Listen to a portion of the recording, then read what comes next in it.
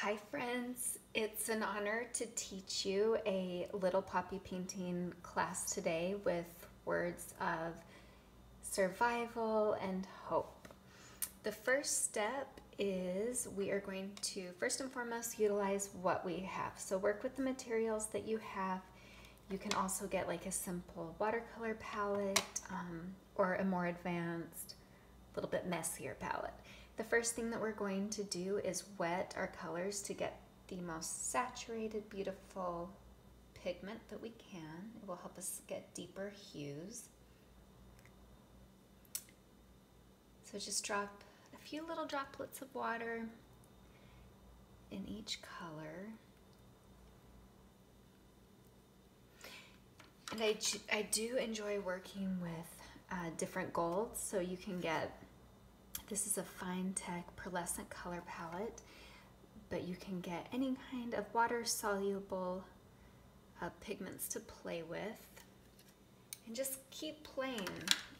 When you go to an art supply store, you're ordering online, try to purchase something that you never have before, and maybe you'll fall in love with a new color or product. So first I'm going to use this 2B pencil, and I'm going to write the stream of conscious poetry, survivor, me. Persevere, perseverance. Make sure I'm spelling it correctly for you all. Perseverance, yes. Double check. Strength,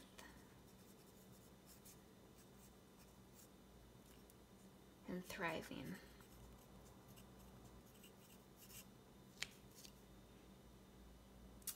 And let's put here, always a bloom. And I do like to go ahead and sign my watercolors. It's part of the composition. We typically sign in the lower right-hand corner. You know, I've been a full-time artist for 20 years, and the act of creating is so cathartic. And I recommend just writing stream of conscious in your journal and not judging what you've wrote. All right. And our next step, we're going to just get a square brush, and we're going to pick up some of this lovely red pigment. And you can have a cadmium red, or you can go to, you know, your more simple palette. I do love these palettes because you can utilize the clear part to mix your colors and to see what hue you're going to get. So I'm going to pick up some more of the red, maybe dip one corner in some white for light, like the sunlight's coming through. Then I'm going on the other corner, I'm picking up some alizarin crimson. So you can see that here where you have the lighter at the top corner, cadmium in the middle, and the deeper alizarin on this corner. And I'm just going to create this. And you can always, you know, research online, look up poppies to reference photos, but you can see how I'm keeping the lighter edge at the top where the sunlight would come through, and the deeper down here, which would be like the base of the bloom. And then I'm going to just bring it around. And you can see how I'm like shaking my hand a little bit to get those striations.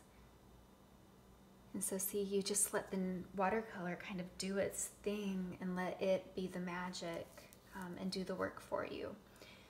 So I'm going to go ahead and get some more water on my brush and repeat the steps here, picking up the cadmium red, some of the titanium white on one corner, and the alizarin on the other. And then I'm just going to create another poppy here, picking up just water. Water is our friend in watercolors. Let it work its magic for you. And do reference photos online if you haven't seen poppies before, if you just kind of need a reminder. I'm going to pick up some more of the alizarin crimson and just drop it in near the center, drop it in. And then with a round brush, I'm going to go ahead and get into some of this inky Payne's gray. I'm just going to drop it in here, and drop it in here, and let that be the center of our bloom.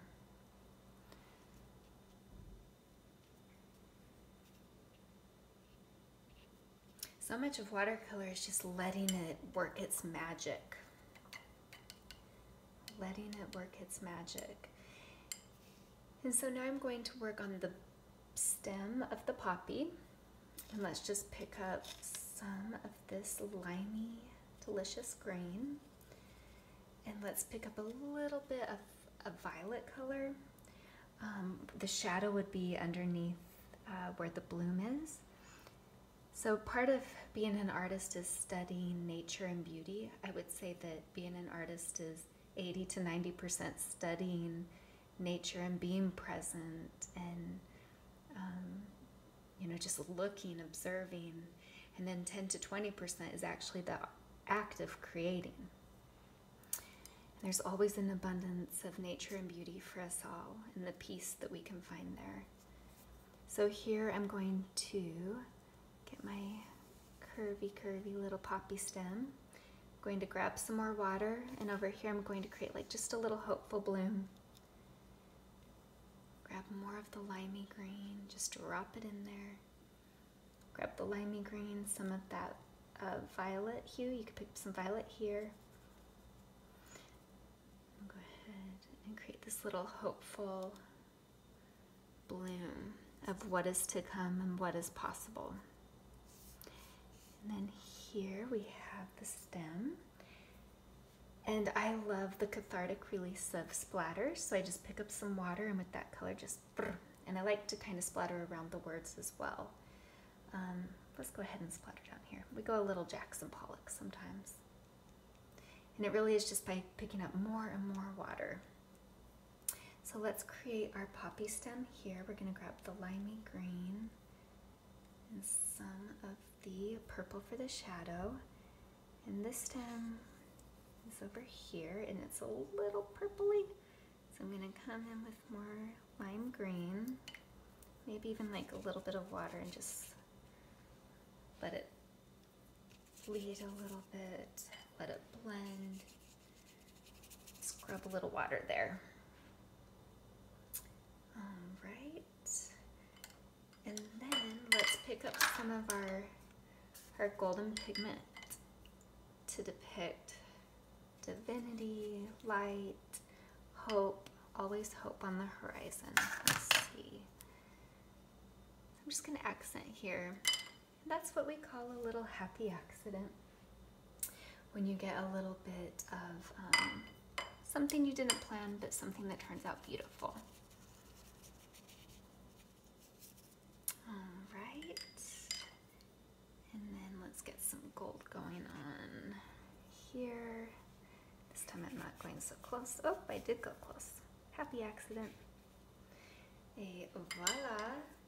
And then I think what I am going to do is just allow that to dry for a minute and get some paper towel to pick up some of the pigment.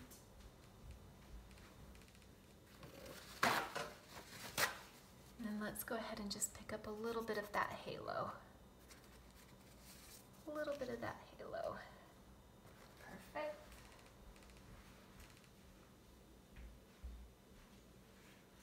One of the things I always say in my classes when I teach is beauty and imperfection. I think this is more authentic to life.